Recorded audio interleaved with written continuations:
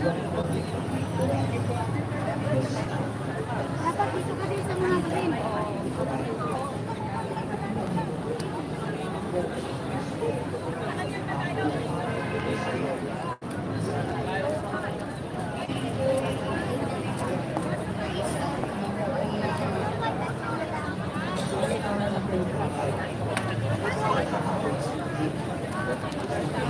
Michael Romol Romol Don, salamat po sa inyong amping. Salamat sa iyo, sir. Salamat. So, nandito po tayo sa Plaza Miranda. Tapat po tayo ng Quiapo Church. Ayan po yung Quiapo Church. Yan.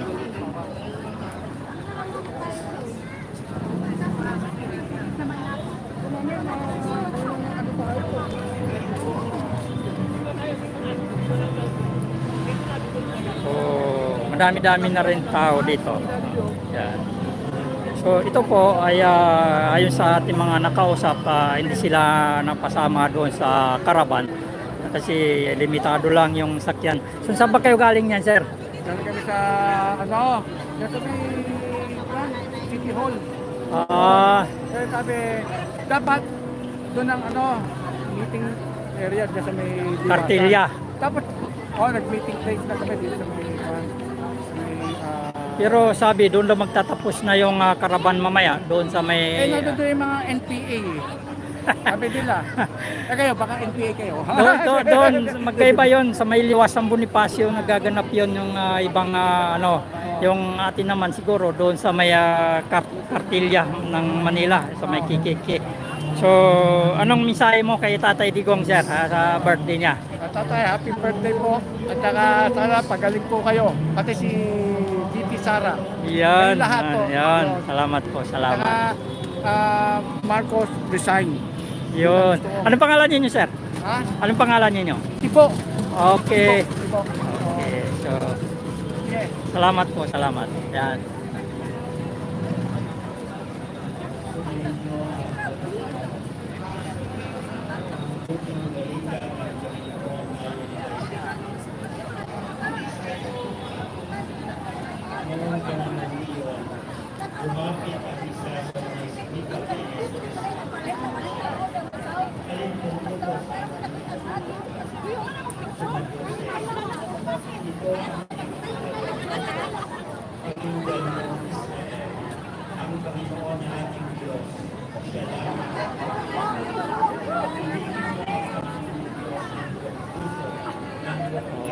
Mainit dito tayo stop. Yeah. Good afternoon, ma'am. Sir, good afternoon, sir. Anong mensahe ninyo sa birthday ni Tatay Digong?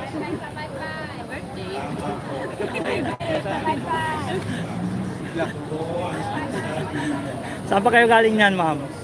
Iliya. Rizal. Layo ah. So, umaga pa kayo umalis doon, ma'am. Hindi naman, mga 9. Okay.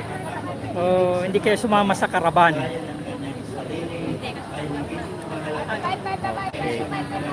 Salamat po, salamat. Yan. Ano mensahe mo kay Tatay Digong, sir? Birthday niya. Happy birthday. Ayan. Saan pa kayo galing niyan, sir? Magkasama kayo. Salamat po, salamat. Yan. Yan. So, patuloy tayo nandito sa may Plaza Miranda. Hello po, magandang hapon. Mensahe po kay Tatay Digong. Pagaling ka, Tatay Diggs. Huwag ka magkakasakit ha. Kailangan umuwi ka. Para sa amin, kawawa kami. Saan pa kayo galing yan, ma'am? Bulacan pa po. Bulacan. Marilao, Bulacan. So, solid Bulacan Pagaling po. ka, Tatay Diggs. Ano Ito lang pangalan kami. ninyo, ma'am? Glessy po. Ayan, Ma'am Gracie. Ito lang kami. Ito, from Mindanao ito. Ang lakas ang arrive nito. Ayan, so nagkakaisa dito. from Bulacan, from Rizal, no? So saan man kayo galing ng ng ating bansa, ng ating mundo, no? So isa-isa po tayong So ito po nung una nananawagan tayo ng bringing home. So ito naman ay solidarity movement, no? Magiging solid, no? Magiging na tayo, magkakaisa na tayo. Yan po. Mensahe kay Tatay Digong, sir. Mensahe kay Tatay Digong. Happy birthday pala. Tatay Digong, happy birthday kay alam mo naman na mahal na mahal ka ng mga Pilipino.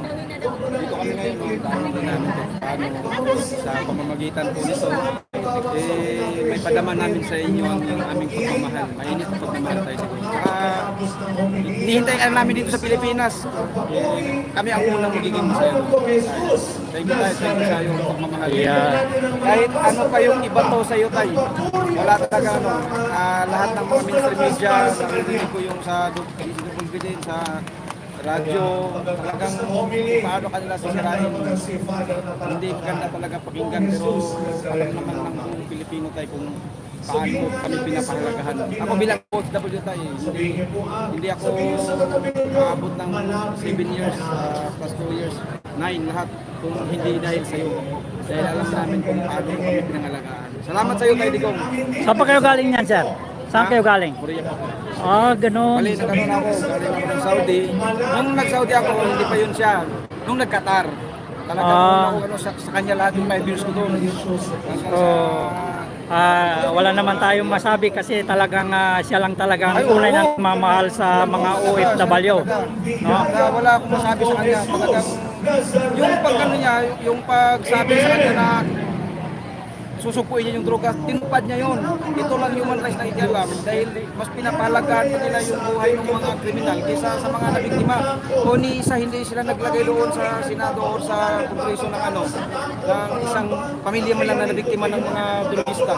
Nasaan na yung mga pamilya na dapat isama din nila doon para maramdaman din nila kung ano yung sakit, maramdaman yung pinatay sila ng mga kriminal. Yung ilalagay nila yung mga nabiktima lang ng EG, sila naman nagpapatayan, ipatahid mo kay ano ba sinabi ni Tay Digong?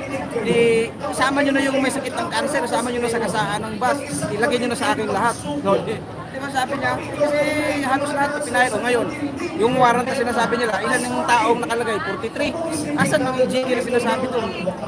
Mga 30,000 o 100 million pa yun. Ang hirap kasi paniwalaan. Kasi sila lang naman nagpapatay mga drogista. Kunwari, may isang drug law dito. Bago pa siya isumbong, pinatay niya na yung mga ganun ang nagiging sistema dyan. Sila na yung nag-aaway-aaway. Kung hindi totoo siyang tao, ba't ganun na kadami yung pagmamahal? Nagiging tourist spot daw yung Dahig. For the sake of the argument, kung killer siya, anong nangyari dyan? Anong nangyari sa mga Pilipino? Buong mundo nagsiselebrate na hindi sila nagsiselebrate kundi nagkakaisa para panawagan na makauwi na siya ng Pilipinas. Hindi talaga ang tunay na kriminal si Tatay Digong. Kung masamang tao siya, walang magmamahal ng ganito sa kanya ngayon. Tingnan mo, siyempre yung mga umuli sa kanya, wala naman na sila magagawa kasi ginawa nga lang naman lang ito ako. Pero sa pamamagitan ng nangyari yun, pinatunayan lang nila na bugok ang sistema ng Pilipinas at ang namamalakan. Nakakahiya, buong mundong nakakita, hindi lang isa. Diba? Pinakapangit na nangyari ngayon. Yung mabuting tao, ginawa nilang masama. Ngayon, anong reflect ng mamamayan Pilipino? Nakikita sa buong mundo. Minahal pa. At hindi lang yung nila. Padala natin ito sa Digong, tapos na. Wala nang kakalaban sa alyansa. pero yung ginawa nila, sir, imbes na hindi malalaman ng buong mundo yung nangyayari sa Pilipinas, ngayon na nila nalaman kung paano yung gobyerno na ito. Parang ipinabasa daw. Nung tinanong sila sa Senado yung pinano ni Jaime Marcos, yung sinabi niya na ano ba ang element, ay si ano palang nagtanong sa kanya, si Cayetano, ano daw yung mga elemento mo sa sinabi, hindi naman daw pala auditory pangag yung ano niya, yung sinasabi niya doon sa kwanang warang daw, nandun yung mga pinaintindi ba kay Duterte, hindi naman. Kasi wala naman talaga silang warrant na hawak. Wala pa silang warrant na hawak. At sa kanila, inamin na rin ba doon sa 125 ngayon na, ano, na resolution? Doon sa konstitusyon na sinasabi na warrantless arrest. Inamin niya talaga doon, no? Warrantless arrest nga yun. Ibig sabihin wala talaga ng warrant yun.